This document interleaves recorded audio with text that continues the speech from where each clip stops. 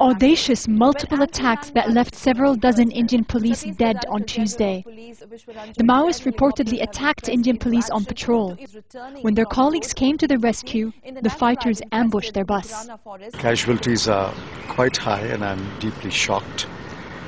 I'm sorry for those who've lost their lives, but this shows the savage nature of the CPI Maoist. The government says the Maoists are the biggest threat to India's internal security, and it's been carrying out a campaign against the group for the last 4 months. But in an exclusive interview with Al Jazeera, Kishanji, the head of the Maoist armed wing, says his group is only waging attacks like these out of necessity.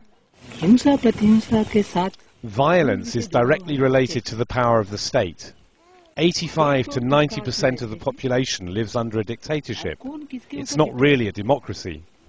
The state is running a terror campaign against the people, and we fight against anyone who is perpetrating terror against the common population, be it any political party or the armed forces. Kishanji never reveals his face to the public. Al Jazeera met with him in West Bengal. His fighters showed us some of their weapons, an indication that neither the Maoist group nor the government are willing to give up the fight anytime soon. Zaina Awad, Al Jazeera. Let's just give you some background now. The Prime Minister, Manmohan Singh, has called the Naxalites the biggest security challenge to India since independence. Now, they operate across a third of the country, what's known as the Red Corridor. Let's take a look at that. The largest concentration of Naxalites is in the states of Andhra Pradesh and Jharkhand. Now, their influence extends beyond those regions, creating a swathe that covers much of India's east, right up to the Nepalese border that you can see there. Now, it's estimated there are up to 8,000 fighters in India, and according to the government, the movement extorts more than $300 million from companies every single year. Well, Rubina Khan Shapur is a senior special correspondent for NDTV channel. She joins us live on the line from Bhopal in Madhya Pradesh. Thanks very much for your time. Bring us up to date with what the authorities are saying about this attack. Hamish, of course, it has been a major setback for the security force. In fact, the CRPF, Central Reserve Police Force, were in the area where this ambush took place for the past 3 days, and they were coming back from the patrol. And while they were on the way to the base camp, they were attacked. They were ambushed by the Naxals, who surrounded them from all the 4 sides and started firing on them indiscriminately, and they didn't even get a chance to retaliate. And that's why the casualty has been very heavy, as it has been confirmed at the moment. It's 75 CRPF persons who have lost their lives. So a major setback for the security forces, and this is the deadliest attack so far. It's by the Naxals, and the security forces, all the top officers, especially of the CRPF, Mr. Vijay Raman, and the Director General Police, Chhattisgarh, and all the top officers from the Ministry of Home Affairs, they have already reached the spot, and they're taking stock of the situation. And also, we have been told that in the evening, the National Security Council will be having an emergency meeting at Delhi to decide what the counter strategy will now be. Hamish. Rubina, there has historically been very little sympathy from the political establishment in India towards the Maoists, otherwise known as the Naxalites.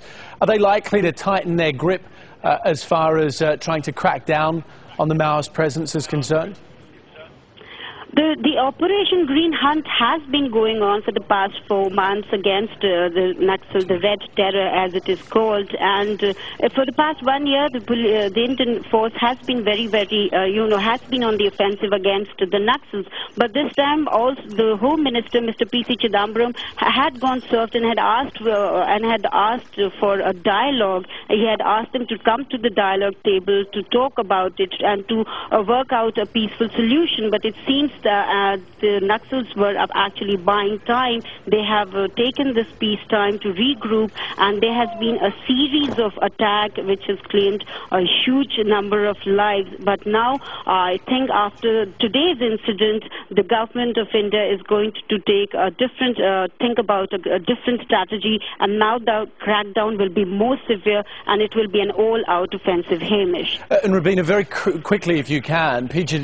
P. Chidambaram, the Interior Minister, has been giving unequivocal guarantees that security will be fine ahead of the Commonwealth Games.